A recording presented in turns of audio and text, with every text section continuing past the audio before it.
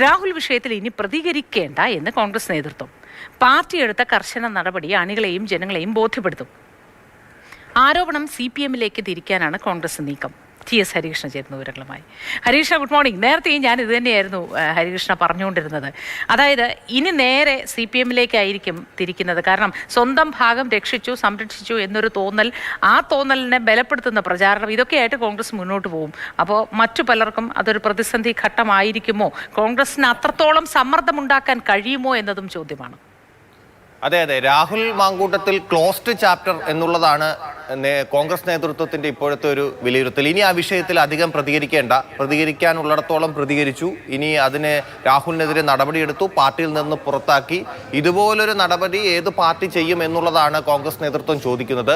ഇത് മാതൃകാപരമായ നടപടിയാണ്. ഒരു ആരോപണം വന്നപ്പോൾ സ്വീകരിക്കാൻ പറ്റുന്ന മാതൃകാപരമായ നടപടിയാണ് പാർട്ടി നേതൃത്വം സ്വീകരിച്ചിരിക്കുന്നത്. അത് ജനങ്ങളെയും പറഞ്ഞു ബോധ്യപ്പെടുത്തും, ഒപ്പം തന്നെ അണികളെയും പറഞ്ഞു ബോധ്യപ്പെടുത്തും. മാധ്യമങ്ങളോട് ഈ വിഷയത്തിൽ അധികം പ്രതികരിക്കേണ്ട എന്നുള്ള ഒരു തീരുമാനമാണ് KPCC നേതൃത്വം ഇപ്പോൾ എടുത്തിരിക്കുന്നത്. പ്രത്യേകിച്ച് തദ്ദേശ തെരഞ്ഞെടുപ്പ് വരാൻ ഇനി ദിവസങ്ങൾ മാത്രമാണ് ബാക്കിയുള്ളത്. കൂടുതൽ പ്രതികരിച്ച ആ വിഷയത്തിൽ ഇനി ആ വിഷയം കൂടുതൽ ചർച്ച ചെയ്യണേക്കാൾ നല്ലത് സംസ്ഥാന സർക്കാരിനെതിരെയുള്ള ആരോപണങ്ങളും CPM-നെതിരെയൊക്കെയുള്ള ആരോപണങ്ങളൊക്കെ കൂടുതൽ ചർച്ചയായി നിർത്തുക, ശബരിമല വിഷയമൊക്കെ കൂടുതൽ ചർച്ചയിൽ സജീവമായി നിർത്തുക എന്നുള്ളതാണ് കോൺഗ്രസ് നേതൃത്വത്തിന്റെ തീരുമാനം. അപ്പോഴും ഈ വിഷയം ചോദിക്കുകയാണെങ്കിൽ CPM-നോട് മറുചോദ്യം ചോദിക്കാൻ തന്നെയാണ് കോൺഗ്രസ് നേതൃത്വത്തിന്റെ തീരുമാനം. അതായത് കോൺഗ്രസ് ഒരു വിഷയം വന്നപ്പോൾ, രാഹുൽ മാങ്കൂട്ടത്തിൽ സമാനമായ ഒരു വിഷയം വന്നപ്പോൾ കോൺഗ്രസ് കൃത്യമായ നടപടി സ്വീകരിക്കുകയാണ് ഉണ്ടായത്. പക്ഷേ CPM എന്തു ചെയ്തു എന്നുള്ള മറുചോദ്യം ചോദിക്കാനാണ് കോൺഗ്രസ് നേതൃത്വത്തിന്റെ തീരുമാനം.